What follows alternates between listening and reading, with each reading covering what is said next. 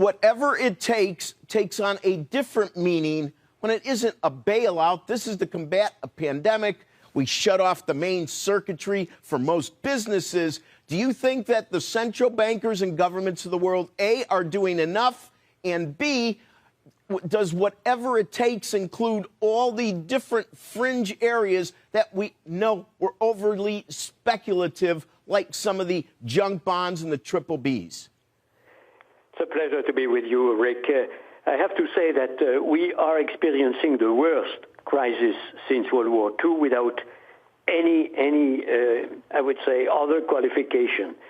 We never had to cope with such a many dimension situation, sudden stop of production, and the combination of a health problem, of a supply problem, and of a demand problem simultaneously. So, as you said, authorities in such circumstances have to do all what is commensurate to the immense challenge that we have, and it seems to me that unlimited effort is the rule of the game. I understand it is the case in the United States with the most recent decision taken by the Fed. I have to say that the unlimited supply of liquidity is the rule of the ECB since a long period of time, but it has been renewed very, very powerfully, I have to say. And yes, indeed, as at the level of the central banks, it seems to me that the fantastic effort they are making to permit liquidity to be everywhere in the economy, to permit all markets to remain liquid and appropriately functioning is there, and all credit and financing available for the economy as a whole. And on the government side, it seems to me that when we have the $2 trillion in the U.S., you have in Europe approximately the same amount of I would say, powerful efforts made both in terms of fiscal appropriation and in terms of guarantees of all kind. We are the same level of order of magnitude of $2 trillion, you name it. And I don't know whether it will suffice because we don't know. We are living at a level of uncertainty. But, of course, everything is done to avoid a depression. And I think that it is a correct qualification of what has been in the pipe on both sides of the Atlantic, not to speak of other countries in the world.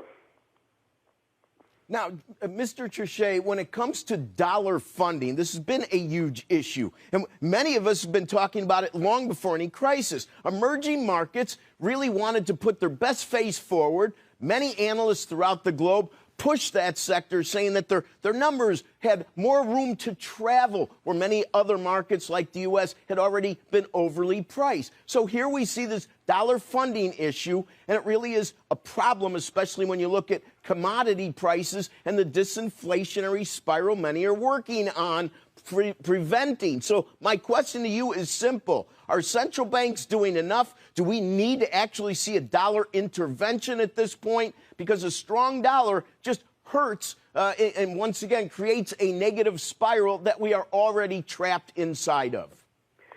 Yes, you're absolutely right. The question of the dollar funding is a very, very important one, and particularly at the level of the emerging world and the economies that are developing.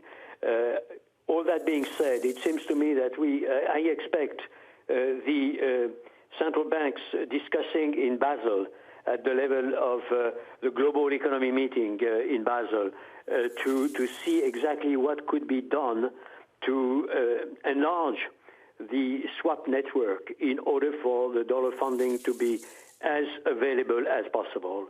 It's important, of course, that we all realize that we are on the same boat, and there is an absolute necessity of international cooperation. By the way, I was deploring myself that the G20 would be absent in the picture at the very beginning. I understand the G20 is mobilizing again, and at the moment we are speaking, there is a teleconference between the ministers of finance of the G20.